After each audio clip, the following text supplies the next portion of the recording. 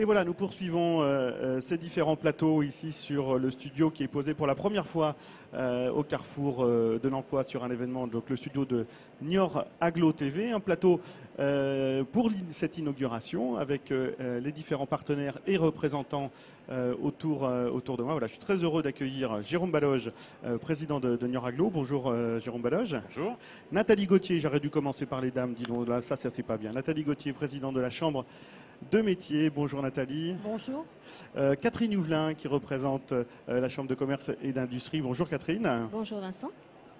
Philippe Montagne qui représente l'AFPA, également partenaire de ce Carrefour de l'Emploi. Bonjour Monsieur Montagne. Bonjour à tous. Partenaire évidemment Pôle Emploi, on parle de la thématique de l'emploi, donc évidemment Pôle Emploi est avec nous. Fabrice Dufresne, bonjour.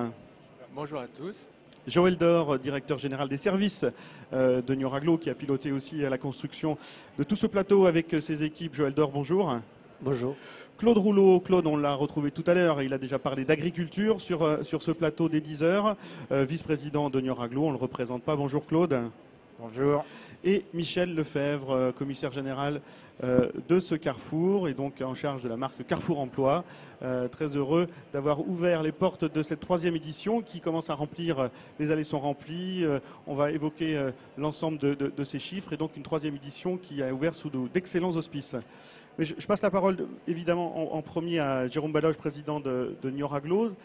Important pour vous de continuer sur cette thématique de l'emploi, une 3e édition avec votre partenaire Carrefour Emploi et puis des chiffres qui sont à la hauteur de vos ambitions. Ah oui, c'est un événement essentiel. On est à la 3e édition et ça marche de mieux en mieux. 1300 offres, plus de 1300 offres aujourd'hui, 110 exposants. Ça montre une chose, c'est que ce territoire est attractif. Notre territoire crée de l'emploi, crée de la valeur ajoutée. Et c'est important aussi pour tous ceux qui cherchent, parce que c'est un lieu, un moment de rencontre qui est essentiel. La recherche d'emploi est jamais simple. On a tous été un moment concernés par ça, on peut l'être à nouveau. Eh bien, des moments comme ça, dans l'année, sont absolument indispensables pour que chacun se rencontre et que tout le monde sorte gagnant d'un carrefour pour l'emploi comme celui-ci. Alors vous avez voulu rajouter cette année donc Carrefour Niort Emploi, Niort Atlantique sur ce lien avec ce pôle métropolitain. Donc Niort est important, mais voilà, vous regardez, vous vous projetez dans cette nouvelle région aussi Nouvelle-Aquitaine, ce nord qui est attractif et dynamique. En effet, Niort à la mer, pas très loin, Niort c'est l'Atlantique, ça nous situe, et puis c'est surtout une coopération avec La Rochelle qui est maintenant fructueuse, qui se développe depuis 2 ans et qui prend la forme d'un pôle métropolitain. Niort et La Rochelle, et avec elle 7 communautés de communes et d'agglomération, c'est un bassin de vie de 510 000 habitants qui forment une même aire urbaine.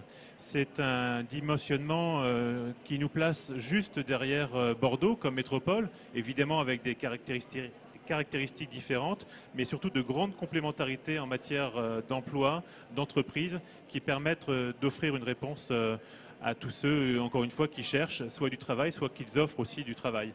Et puis, c'est la raison pour laquelle on avance dans ce pôle métropolitain pour favoriser la rencontre, notamment avec Pôle emploi, de ceux qui, niortais, cherchent, seraient amenés à trouver en dehors de Niort, à La Rochelle, et ceux qui, à La Rochelle, ne savent pas tout ce qu'il y a comme emploi à Niort et seraient amenés à pouvoir travailler.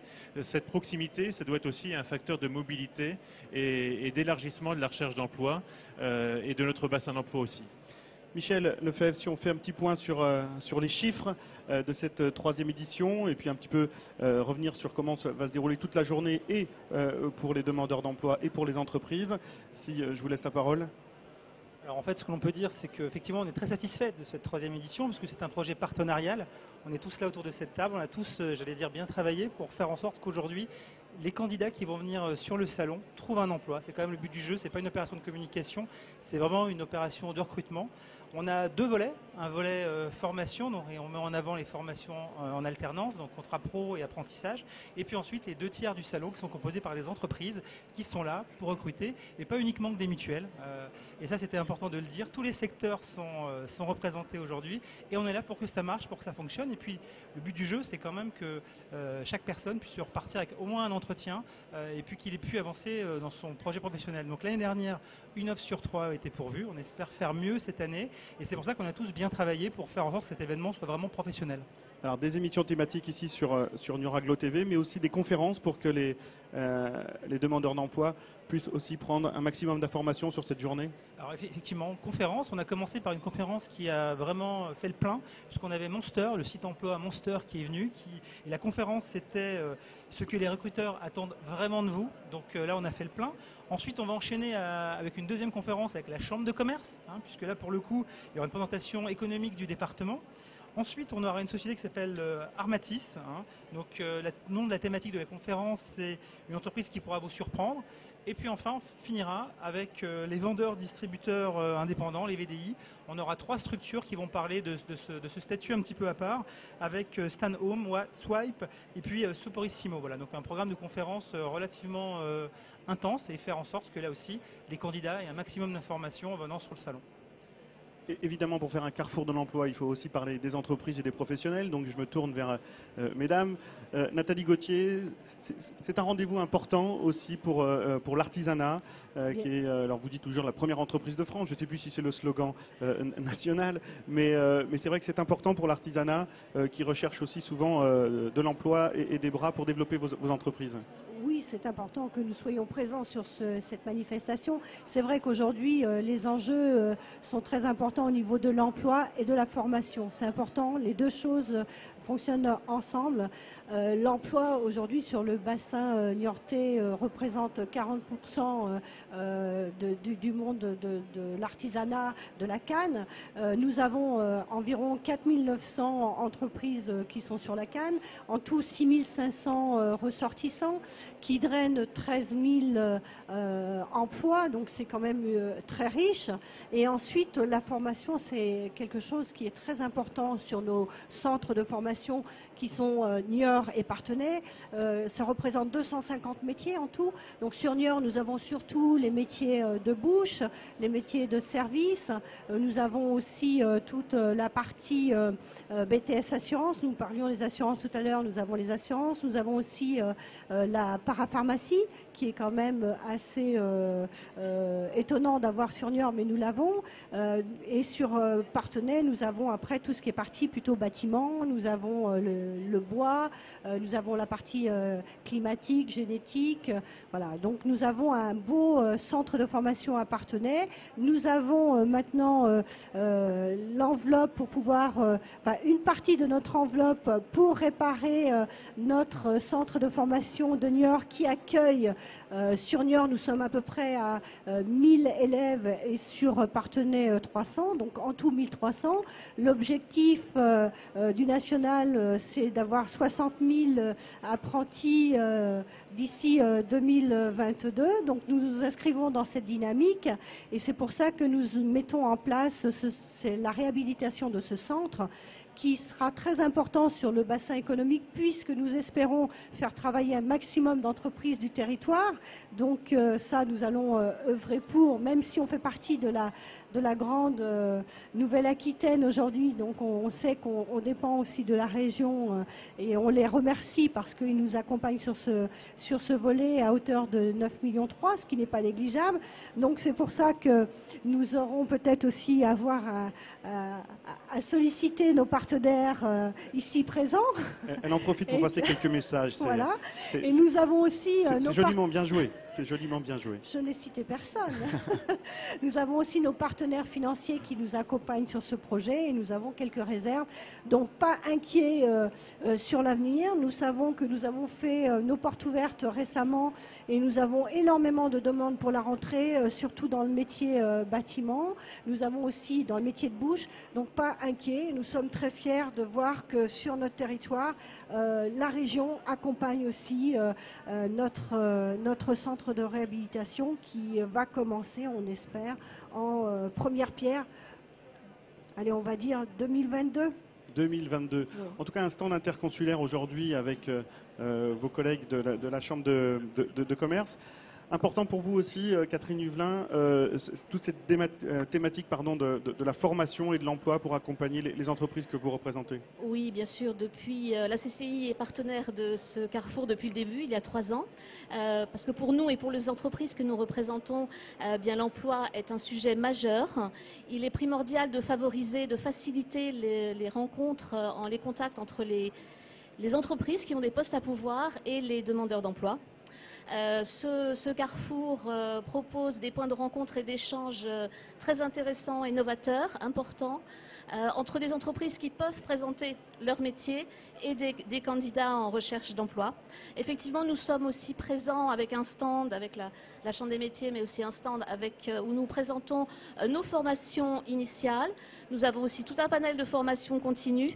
Parce que la formation, c'est aussi pour nous un sujet majeur dans les années futures, même très très futures, très proches. La formation fera de plus en plus partie prenante du parcours professionnel de chacun. On recevra tout à l'heure Corinne Denis, la directrice développement formation à la Chambre de commerce sur un autre plateau. Au niveau de l'AFPA, justement, là aussi partenaire de cette édition, c'est important pour vous de pouvoir être présent, de montrer ce que vous faites et d'accompagner les demandeurs d'emploi sur ce territoire. L'AFPA, c'est avant tout l'emploi. Vous allez me dire c'est un centre de formation, mais l'histoire de l'AFPA, c'est l'emploi. Et nous sommes présents pour former. Former, non pas juste pour former, mais former pour l'emploi. À Niort, c'est l'année dernière plus de 860 stagiaires. Sur ces 860 stagiaires, à 6 mois, plus de 75% étaient en emploi. C'est ça, ce qui est principalement notre mission, notre métier. Et c'est ce que nous exerçons avec l'ensemble des partenaires qui sont présents autour de la table. Et surtout, dans une logique qui est en même temps une logique nationale par rapport au titre professionnel, mais aussi et principalement une logique territoriale. Parce qu'il faut former pour les entreprises qui sont présentes sur le territoire, il faut former pour les demandeurs d'emploi qui attendent d'avoir soit une adaptation de leurs compétences, soit de pouvoir avoir une qualification première. C'est notre métier. Si on fait le lien avec vous, Fabrice Dufresne, représentant de Pôle emploi, donc vous avez travaillé en collaboration avec Carrefour Emploi pour faire connaître un maximum aux demandeurs d'emploi cette opération. Quelle typologie on peut dresser du territoire de Niort-Aglo? Monsieur le Président disait peut-être, ou alors il terminera sur un taux de chômage qui est relativement faible, il faut plutôt s'en targuer, mais on a aussi des entreprises qui recrutent, donc forcément on a besoin aussi de faire venir à l'extérieur pour combler ces besoins d'emploi. Quelle typologie, si vous pouvez nous éclairer? Oui, donc vous parlez des besoins, il y a une enquête qui est sortie au mois d'avril dernier, une enquête réalisée par Pôle emploi qui s'appelle Besoin de main-d'œuvre. Donc c'est une enquête qui est adressée auprès d'entreprises. Et cette année, plus de 6400 intentions d'embauche ont été déclarées par les entreprises, soit plus 12% par rapport à l'année dernière. Donc on est dans ce contexte où les entreprises sont amenées à rechercher de plus en plus de candidats et aussi où le taux de chômage diminue, avec en Deux-Sèvres un taux qui est autour de 6,7%, l'un des plus faibles de la région. Ce qui veut dire qu'au niveau de Pôle emploi, la problématique, c'est comment arriver à pourvoir les besoins des employeurs avec une demande d'emploi qui diminue. Vous parliez, Monsieur Montagne, de la partie développement de compétences à l'AFPA, et Pôle emploi est vraiment ancré aussi dans cette démarche de recrutement par compétences. Sortir un peu du cadre des « je recherche un métier » pour un demandeur d'emploi, mais j'ai des compétences. Et avec l'aide de mon conseiller, je vois pour quel poste ces compétences pourraient être développées. Et cette démarche est similaire au niveau des entreprises. L'équipe de conseillers à dominante entreprise des agences locales traduisent les besoins des employeurs en demande en termes de compétences, de façon à faciliter le matching entre les deux et du coup d'augmenter le taux de retour à l'emploi. Vous aussi, Michel Lefebvre, par rapport aux différentes régions ou départements dans lesquels vous posez ce carrefour de l'emploi, comment vous ressentez le territoire de Niort-Aglo? Effectivement, par rapport à d'autres territoires, si je prends l'exemple de Rouen, où on fait un carrefour emploi chaque année, ils ont des besoins d'un point de vue industriel, qu'il n'y a pas forcément sur votre territoire. Le taux de chômage est beaucoup plus important. Donc là, le nerf de la guerre, c'est comment faire venir des cerveaux, des bras sur votre territoire. En plus, on voit bien que par rapport à ce qui se passe sur Bordeaux, où le coût de l'immobilier a explosé, ce n'est pas le cas chez vous. Donc la mer n'est pas loin, l'Atlantique n'est pas loin. Donc je pense qu'il faut inciter ceux qui ont envie de bouger, de venir sur un territoire qui est très accueillant, de faire le déplacement. Et je pense que cet événement est là aussi pour ça. C'est un vrai enjeu, vous le rappelez souvent, Jérôme Baloche, les enjeux d'attractivité, au-delà de la belle image de Niort Agglo et de Niort en fer de lance d'honneur. C'est bien sûr pour faire venir et rendre le territoire attractif. Oui, c'est important, c'est essentiel, parce qu'on a aujourd'hui, il faut bien se rendre compte, plus d'emplois que nous avons d'actifs résidents. Et donc il y a déjà une capacité à faire venir. Mais le besoin est tel qu'il faut redoubler d'attractivité pour répondre à des besoins pour une ville qui est une ville intermédiaire entre 50 000 et 100 000 habitants, 120 000 pour l'agglomération, mais qui n'est pas complètement comparable à des métropoles régionales comme Bordeaux, Nantes et encore moins Paris. Et donc pour les faire venir, eh bien c'est un challenge quotidien. Il faut déployer des moyens, comme celui-ci en est un, comme Niort Numérique en est un autre pour tout ce qui tourne autour du digital, etc. etc. Donc c'est absolument indispensable, parce que Niort attire un nombre de fonctions métropolitaines qui est très important. Cela dit, cela ne doit pas cacher toutes les autres possibilités, parce qu'il y a à Niort une industrie qu'on organise avec une filière.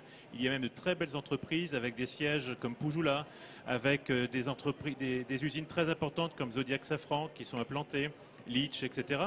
De très belles PME aussi dans la métallurgie, de très beaux fleurons de niche du fait français, du fabriqué en France, comme les planches Hainaut, leader national et mondial sur ce sujet-là. Et en effet, les artisans qui aujourd'hui, dans différents métiers, recrutent après avoir connu des difficultés, là ça repart. Donc on a aussi tous ces besoins que ne doivent pas cacher la très bonne santé dans le tertiaire. Parce que l'industrie va également très bien avec des secteurs de pointe très importants et puis des corps de métier qui se rattachent aussi à tout ce bassin de vie qui ne sont pas négligeables non plus. Voilà, donc tout le monde est le bienvenu. La formation est en place, se développe. L'apprentissage se développe aussi avec un CFA qui est un des plus importants de Nouvelle-Aquitaine, mais qui compte le rester, puisqu'il y a un programme très ambitieux de rénovation. Et puis la formation supérieure qui s'est cette année en particulier considérablement développée, avec bien sûr l'Université de Poitiers, mais aussi le groupe Subdeco La Rochelle qui depuis un an s'est installé et se développe sur notre agglomération. Et puis je l'espère encore d'autres acteurs de l'enseignement supérieur pour répondre à tous ces besoins.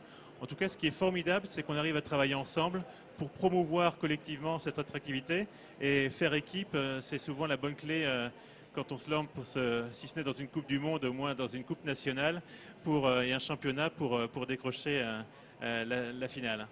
Joël Dor, directeur général des services de Niort Agglo. Pour accompagner justement ce développement, les équipes de Niort Agglo se structurent, vous les encadrez. Juste en face du studio, évidemment, on ne peut pas le voir avec la caméra, mais différentes offres aussi. Vous continuez à rechercher et à structurer justement pour accompagner les différentes filières que citait le président. Oui, je crois que Niort Agglo, c'est ce qu'on disait, c'est quand même une collectivité qui commence, je dirais, aujourd'hui à prendre progressivement ses compétences et à prendre sa place. C'est 42 communes, c'est 125 000 habitants et c'est quand même des équipes importantes aujourd'hui qui travaillent au destin, je dirais, de ce territoire, de cette agglomération. Donc aujourd'hui, le développement économique est une de nos compétences majeures et il est clair qu'aujourd'hui, l'emploi est la finalité du développement économique. Donc on s'implique beaucoup dans l'organisation de ce salon, mais au-delà de cette implication sur l'organisation, sur la tenue de ce salon, l'invitation, etc., on est aussi partie prenante directe sur le recrutement, sur la recherche de compétences. Et il est vrai qu'on est sur des profils recherchés de type administratif très classique, mais aussi de type développement, aménagement et sur des savoir-faire techniques assez particuliers que l'on ne trouve pas forcément facilement dans le secteur public. Et on n'hésite pas à aller explorer le secteur privé si besoin. On fera le point en fin de journée avec Michel Lefebvre sur la dynamique de ce salon. Je vous laisse le mot de la fin de cette inauguration, Jérôme Baloche. Peut-être d'ailleurs pour inviter, parce que d'abord, il y a du partenariat, il y a de la convivialité, donc on va venir aller partager un verre de l'amitié avec l'ensemble des exposants et des partenaires. Voilà, je pense que cette cette troisième édition est bien née. Elle est désormais inaugurée par cette table ronde. J'imagine que vous êtes satisfait.